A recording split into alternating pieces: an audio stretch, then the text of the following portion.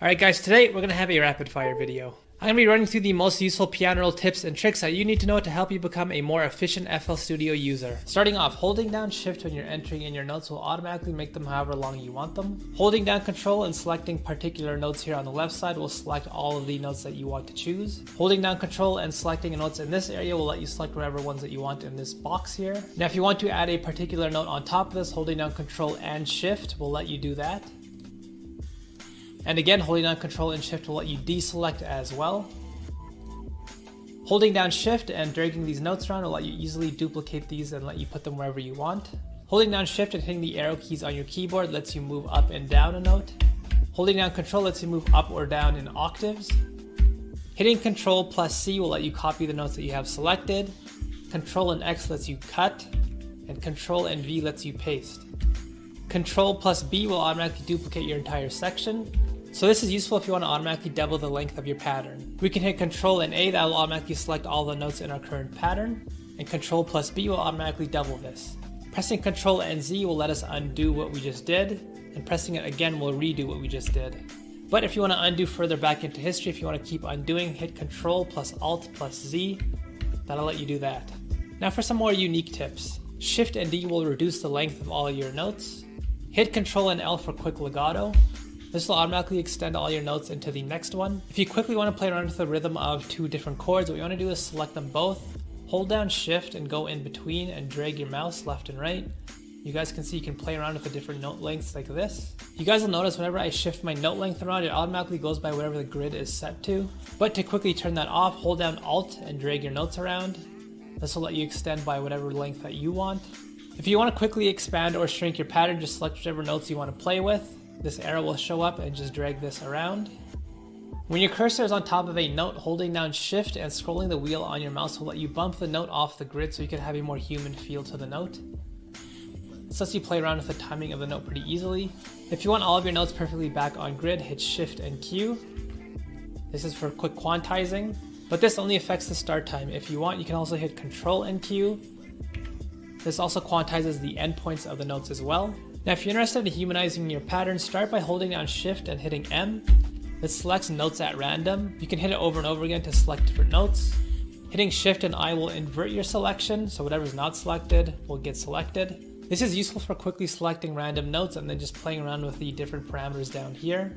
You can change a bunch of the properties of these notes down here. Just select whatever parameter that you want to play with and go to town. Holding down Alt and right clicking on a note or a chord will let you quickly preview it. Hit Control and T to add a marker into your pattern. This is useful if you're trying to record using your MIDI keyboard. You guys can see if I want to record a pattern, it'll only record in the first bar here. But if we add a marker and drag it to a different point in our pattern, it'll only loop around once it hits that marker. Now there are a bunch of other shortcuts that I did not include that let you bring up these tools over here. These are really useful tools, but they require a full explanation on their own, so I'm going to save that for the second half of this video. To go through some of the other options that are up here though, this magnet button up here lets you select the size of your grid. So now when I drag these notes around, they go by the new grid line. The stamp button right next to it here lets you quickly insert chords, scales, or patterns. This thing will only be enabled for one use though, but if you want to keep using it over and over again, turn off only one. So that way when I select whatever one I want, it will just do it over and over again. If I select one of these scales and I enter it into my pattern here, and I go into a different channel, this is a tool that will easily let me see what notes belong into that scale. By the way, hitting Alt and V turns these ghost notes on and off.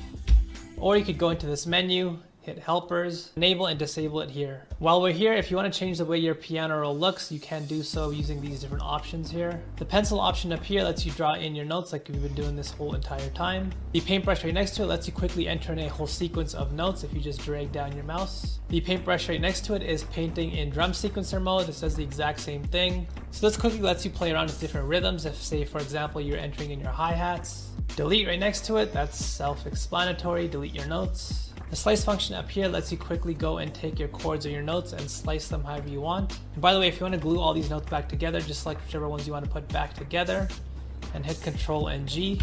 This drop down right here lets you quickly scroll through all your different channels. You can also hold down Control and use your mouse's scroll wheel to quickly go through them as well. And lastly, we have the color and slide area up here. If you want your note to slide, what you want to do is select the slide function up here, lay a note over top the one that you already have. We can do the exact same things with chords as well. The way this works is it takes the slide distance between our slide note and the top note here. So for example, this is 5 notes. It's going to take all of the notes in the chord and slide them up 5 as well. Now if we only want to slide one note in our chord, that's when the color comes into effect. So if I change this color to this one over here, and I change this note to be this color, the exact same color as the slide note,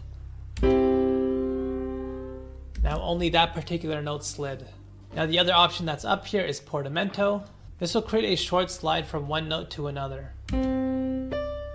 As you guys could hear, this note now has a tiny bit of a pitch bend right at the beginning of the note. And there you guys have it. Those are the most useful shortcuts in the piano roll. I know it was a lot to take in, so you might want to take a short break. Now what I'm going to do is cover the piano roll tools that I mentioned prior in the video and how to use them. Starting off, we're going to use Riff Machine here. The shortcut for this is Alt and E. If we're having trouble coming up with a starting point for our beat, we can create chords or melodies using this tool. Starting off, we'll turn off all of these functions up here so I can go through them one by one with you guys. The first tab here is going to let us generate a progression. You guys can see as soon as I switch it on, this one long note here turns into a progression. We can cycle through a bunch of different patterns using this drop down here. As well, we can adjust the note length using the time multiplier knob down here. The next tab over here, chord, this is going to turn these into a chord progression.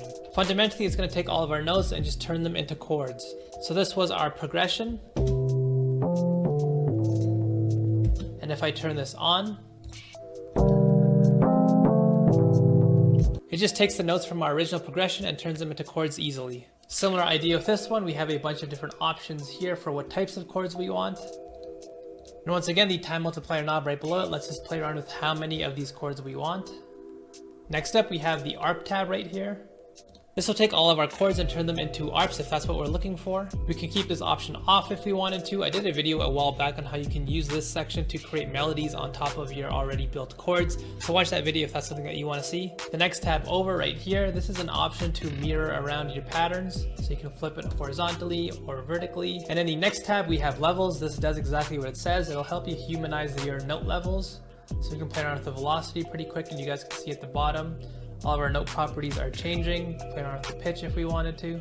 The Art tab right next to it is for articulation. What this will do is take all of our notes and our chords, and it'll help you bring a more human feel to it by playing with the amount of gaps in between the notes. Otherwise, they might just come off sounding super robotic and programmed in. So the multiply dial here, this will help you control just how extreme you want this effect to be. Variation right below it, this helps create a sense of randomness so we won't know which notes actually get shortened. And the seed section down here lets you jump through a bunch of different options for this randomness. As well, there are a bunch of different presets underneath this options drop down here. The next tab over is Groove. This sort of acts as a quantization mechanism fundamentally, so I'm just going to skip over this for now. We'll go more in depth into this later on. And finally, Fit. This is a huge and important tab here. What this will let us do is choose which key and scale we want these chords to be in.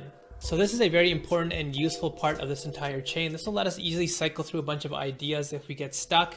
If we don't know what type of starting point we want, we can just quickly go through a bunch of these different options and see if we can find something that we like.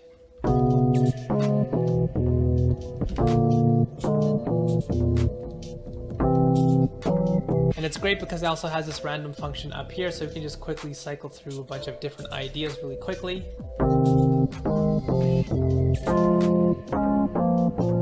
So if you already have a good idea of what key and scale that you want your song to be in, it might be a good idea to start with this tab here, turn this on, and select the key and scale from here. Otherwise, if you don't have a real preference, you can save this for the end and just start cycling through a bunch of ideas like we just did here. And from there, we can use this as a starting point for a beat. It's really up to you how you want to use this. Next up, the tool that we're going to look at is Strum. The shortcut for this is Alt and S. So this is a tool that's going to help you make your chords sound a little bit more human, a little bit more interesting as well. We can create a strumming effect with our chords. So instead of sounding like this, it can sound like this. We get that cool strumming effect for all of our chords now. So there's two sections to this tool. We can play with the start time and the end time. The first row of dials up here lets us play with the timing of our notes. So if we shift this to the right, it'll move the top row of notes over. If you shift it left, it'll move the bottom row of notes over. The tension knob right next to it lets us dictate how extreme we want this effect to be. The velocity section down here lets us do the exact same thing, but with the velocity instead of the actual note timing. And the end section does the exact same thing. Obviously, you can play with the end times of the notes instead of the start times. So yeah, a really useful tool if you want to add this type of effect of strumming just to have your chords sound a little bit more human. Next up, we have the tool here for quantization. The shortcut for this is Alt and Q. This is a tool that's going to help us with the timing of our notes if they are a little bit too sloppy for our liking. The start time here lets us control how flush against the grid we want our notes. Turned all the way to the right is completely against the grid, and the more left that we turn this, the more and more it's going to go back to the original position of our notes. The quantized duration mode, this will let us play with the duration of our notes, and we have the option right next to it to either quantize the duration or just leave it alone. We can also quantize the end times as well. Now we do also have a bunch of presets here with the quantization, you guys can see. So pretty self-explanatory. If you have a pattern that's a little bit too loose, a little bit too off the grid, this lets you control just how flush back onto the grid you want it to be. It's not a binary decision like the quick quantization that I showed you guys in last week's video. This will let you be a little bit more granular and hands-on with just how quantized you want your pattern to be. Next up, we have the articulator tool. The shortcut for this is Alt and L. This does the exact same thing that we saw in the riff machine, except we can use it on pretty much any instrument now. For example, I can use this on my hi-hat pattern so it doesn't have the exact same length playing over and over again, as opposed to this. By the way, I should let you know this won't automatically give you that effect. What you need to do is go into your sample properties. You need to turn on the envelope right here and play around with the ADSR to enable this type of effect. The next tool that's pretty useful is the randomizer. The shortcut for this is Alt and R. So right off the bat, you want to make sure that the pattern option is turned off. Otherwise, it'll just give you a random pattern, which is not what you want. So what this let us do, just like in Riff Machine, is quickly play around with the levels of the properties down here. So I can play around with the panning, for example, play around with the pitch of my notes so they have some variation, as well as velocity if I want.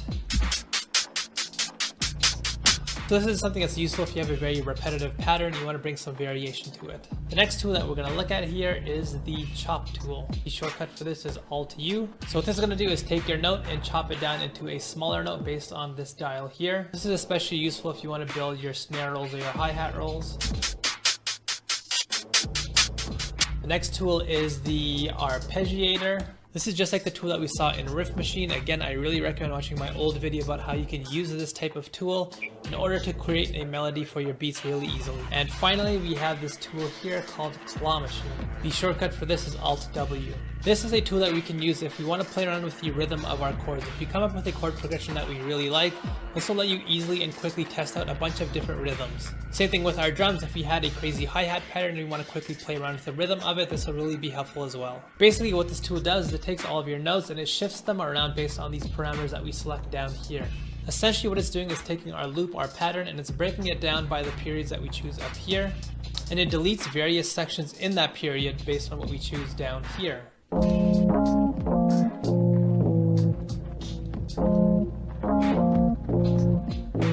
And by the way, when you use this tool, it might be a good idea to use the stretch to compensate feature. Otherwise, it might jumble up your pattern a little bit too much, so switch this on if you find that's happening to you. So you can shuffle through a bunch of these different options to try out a bunch of different ideas. Maybe get a good idea that you never thought of in terms of an overall rhythm of your chords or your drums or whatever you want to use this on. And there you have it. Those are the most useful tools when it comes to using the piano roll and FL Studio. If you found this video helpful, please do like and subscribe. Comment down below, let me know which of these tools interests you the most. As usual, my free drum kit is available in the description box below as well, and I will see you guys next time. Let me show you something.